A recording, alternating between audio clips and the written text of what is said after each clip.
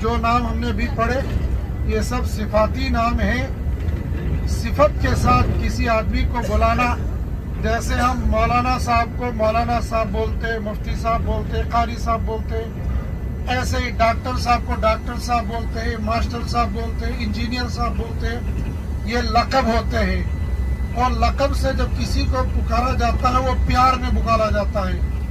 جیسے ہم اپنے چھوٹے بچوں کو پکارتے ہیں، بچہ، جگرا، پیٹھے، تو بچے کو بھی جب اس طریقے سے پکاریں گے اس کو بھی اچھا لگتا ہے، وہ پیار ہوتا ہے، نام دوسرا ہوتا ہے. ایسے ہی اللہ کو اپنے نبی بہت پیارے تھے، اتنے پیارے تھے، اتنے پیارے تھے کہ ایسا کوئی اور بندہ، کوئی اور مخلوق اللہ کو پیاری نہیں تھی جتنے حضرت نبی کریم صلی اللہ علیہ وسلم پیارے تھے. ہر نبی پیارا تھا لیکن پیارے نبی بہت زیادہ پیارے تھے. جیسے ایک باپ کو 10 بیٹے ہوتے ہیں، ہر بیٹا پیارا ہوتا ہے لیکن ایک میں ان میں زیادہ ہی پیارا ہوتا ہے. ایسے اللہ نے 1.25 لاکھ نبی بھیجے ہیں، سب اللہ کے پیارے تھے، سب اللہ کے محبوب تھے، لیکن پیارے نبی صلی اللہ علیہ وسلم بہت زیادہ پیارے تھے. اور اس کی وجہ یہ ہے کہ حضرت موسیٰ علیہ السلام کو اللہ پاک نے فرمایا کوہ طور پر آ جاؤ، میں نے تم سے بات کرنی ہے. اور ایسے ہی ہمارے نبی سے کہا کہ مجھے تم سے بات کرنی ہے لیکن کوہ طور پر نہیں بلکہ تم عرش معلیٰ پر آؤ. اور پھر جب حضرت موسیٰ کوہ طور پہاڑ پر چڑھنے لگے تو اللہ نے فرمایا فَاخْلَعْ نَعْلَيْكَ، تم اپنے جوتے اتار دو، اس لیے کہ اِنَّكَ بِالْوَادِ الْمُقَدَّسِ طُوًى، تم بہت بابرکت پہاڑ پر آئے ہو.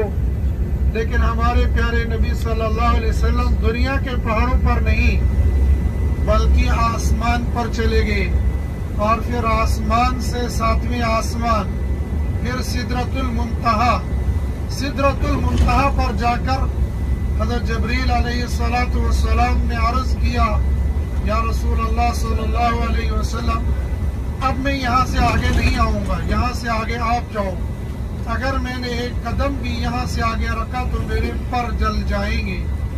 ہمارے پیارے نبی صلی اللہ علیہ وسلم وہاں سے بھی آگے گئے لیکن کہیں بھی اللہ نے یہ نہیں کہا کہ تم اپنے جوتے اتار دو. اور اس سے بڑی بات جب اللہ کے سامنے کھڑے ہو گئے، اللہ کے دربار میں پہنچ گئے تو اللہ اور پیارے نبی صلی اللہ علیہ وسلم کے درمیان میں کوئی پردہ نہیں تھا، بغیر پردے کے آمنے سامنے ہو گئے. تو اللہ سبحانہ و تعالیٰ کے دربار میں ہمارے پیارے نبی صلی اللہ علیہ وسلم نے تعریف کی، التحیات للہ والصلوات والطیبات. تو اللہ کی یہ تعریف کی، جانی بدنی مالی ساری تعریفیں آپ کے لیے ہو، یعنی اے باری تعالیٰ. اللہ سبحانہ و تعالیٰ نے سلام کیا اپنے نبی کو، السلام علیک ایھا النبی ورحمۃ اللہ وبرکاتہ.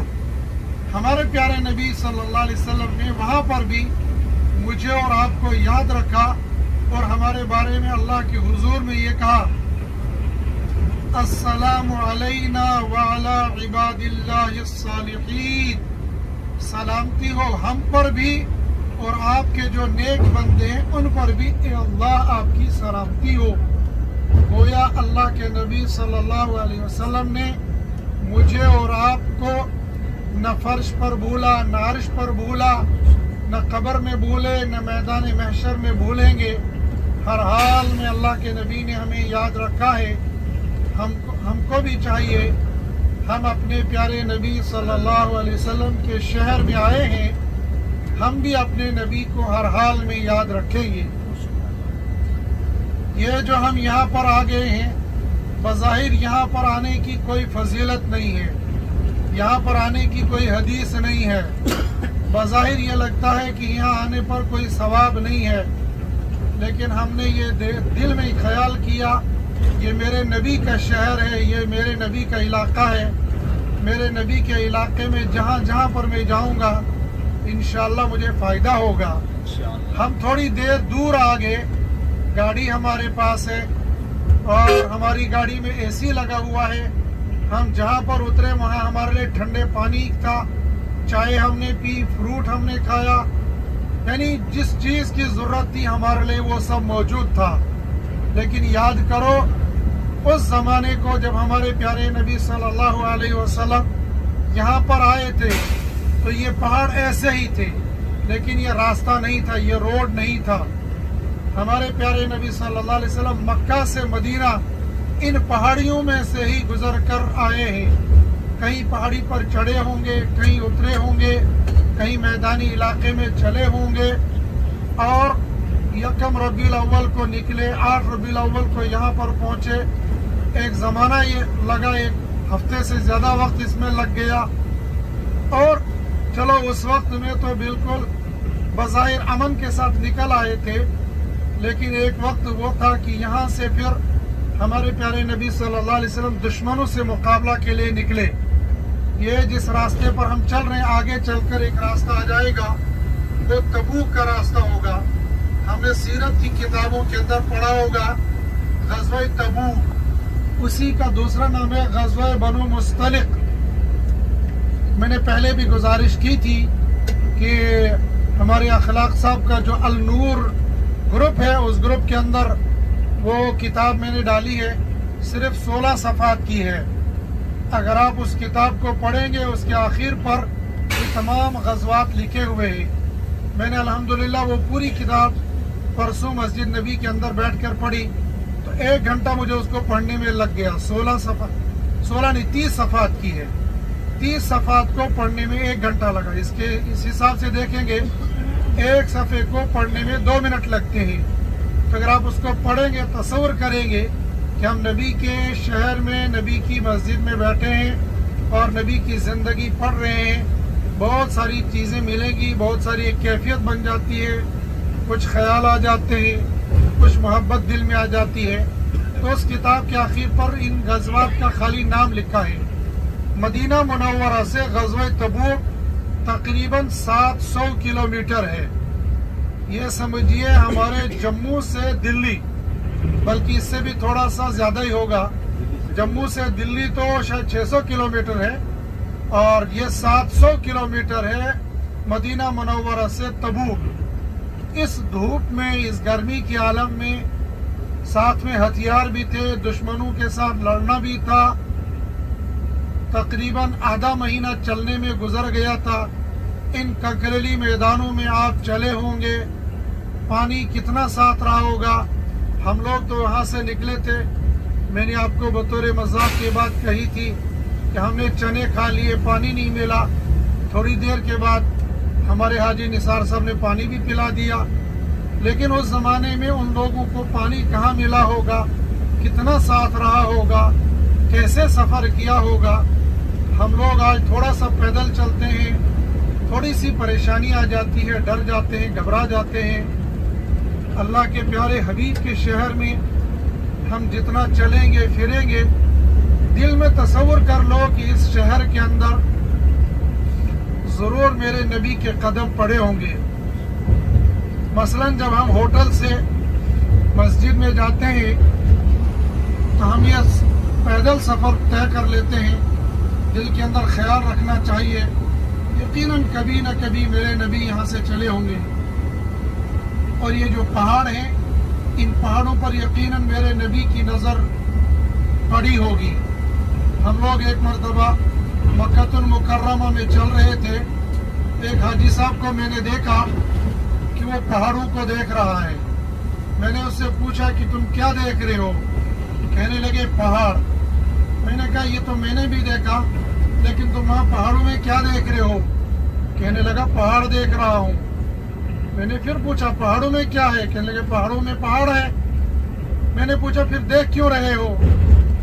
تو اس نے بڑی حسرت کے ساتھ کہا, کہنے لگے مولوی صاحب, مفتی صاحب, آپ لوگ اللہ کے نیک بندے ہو, آپ کے دل میں ہمیشہ اللہ اور اللہ کا رسول رہتا ہے. یہ اس بندے کا حسن ظن تھا, ورنہ جب ہم اپنے اعمال کو دیکھتے ہیں خود ہی رونا آ جاتا ہے. تو اس نے یہ کہا, میں ان پہاڑوں کو دیکھنے لگا, میں نے سوچا ان پہاڑوں پر کبھی نہ کبھی میرے نبی کی نظر پڑی ہوگی، میں بھی ان پہاڑوں کو دیکھ لوں۔ جس کے دل کے اندر اللہ کے نبی صلی اللہ علیہ وسلم کی محبت ہوتی ہے، وہ پہاڑوں کو دیکھ کر بھی یہ خیال کرتا ہے ان پہاڑوں پر میرے نبی کی نظر پڑی ہوگی، میں بھی ان کو دیکھ لوں۔ صاحب اولاد کو اس کا بہت تجربہ ہے کہ جب بچے گھر سے باہر چلے جاتے ہیں، تیسرے چوتھے دن ان کے کپڑوں کو اٹھاتے ہیں، ماں کبھی ان کو چومتی ہے، کبھی سر پہ رکھتی ہے، کبھی آنکھوں میں لگاتی ہے کہ یہ میرے بیٹے کے کپڑے ہیں، اور وہ ہفتے مہینہ بھر ان کو دھوتی نہیں ہے۔ ماں کہتی ہے اس میں سے مجھے اپنے بچے کی خوشبو آ رہی ہے، حالانکہ وہ میلے کچیلے ہوتے ہیں، اصل میں وہ باب محبت ہے۔ بندے کو جب کسی سے محبت ہوتی ہے تو اس کی ہر چیز سے اس کو محبت ہوتی ہے۔ جب ہمیں اپنے نبی کے ساتھ محبت ہوگی، نبی کے شہر کے ساتھ بھی، نبی کے شہر کی ہر چیز کے ساتھ محبت ہوتی ہے، اور خدا نخواستہ اگر ہمارے دل کے اندر کبھی الامان والحفیظ، اللہ بچائے، مدینہ المنورہ کے بارے میں خدا نخواستہ کوئی برا خیال آ گیا، اللہ وہ اللہ ہے، اللہ پھینک دیتا ہے، اور پھر کبھی آنے کی توفیق بھی نہیں ملتی ہے۔ ہم نے ایسے بندے کو دیکھا ہے کہ جو مکہ المکرمہ مدینہ المنورہ آئے، واللہ عالم اس کے اوپر جنون طاری ہوا یا کوئی بے ادبی ہو گئی، وہ بالکل پاگل ہو گئے، لیکن جو ہی حرم سے باہر نکل گئے وہ بالکل ٹھیک ہو گئے۔ کبھی کبھی اگر بے ادبی ہو جاتی ہے تو پھر اللہ پاک ایسے بھی سزا دیتے ہیں۔ ایک آدمی مدینہ منورہ آیا تو یہاں پر اس نے دہی کھائی تو اس کو کھٹی لگی، تو وہ کہنے لگا کہ مدینہ کی دہی تو بہت کھٹی ہے۔ رات کو پیارے نبی صلی اللہ علیہ وسلم خواب میں آئے اور فرمایا اگر تجھے میرے شہر کی دہی کھٹی لگ رہی ہے تو دفع ہو جائے یہاں سے، میرے شہر کو اور مجھے تیری کوئی ضرورت نہیں ہے۔ لہٰذا یہ ڈرتے رہنا چاہیے، سوچتے رہنا چاہیے ہم مدینہ الرسول میں آئے ہیں، اگر کوئی دقت کوئی پریشانی ہو جائے گی ہم اس کو خندہ پیشانی کے ساتھ برداشت کر لیں گے۔ زندگی کے موڑ میں پریشانیاں آتی رہتی ہیں، ہم ان چیزوں کو برداشت کرتے رہیں گے۔ یہ پہاڑ بالکل نیچرل پہاڑ ہیں، وہی پہاڑ ہیں، یعنی جن پہاڑوں پر یہ راستے بنائے گئے ان کے اندر تبدیلی ہوئی ہے، لیکن باقی پہاڑ تو بالکل وہی پہاڑ ہیں۔ ہو سکتا ہے قیامت تک ایسے رہیں گے۔ بہرحال یہ کہ ہمیں اپنے نبی صلی اللہ علیہ وسلم کی محبت بہت زیادہ اپنے دل کے اندر رکھنی چاہیے، اور جب ہم یہاں سے واپس جائیں گے تو نیت کرو کہ انشاءاللہ اب ہم اپنی زندگی تکبیر، نعرہ تکبیر، نعرہ تکبیر۔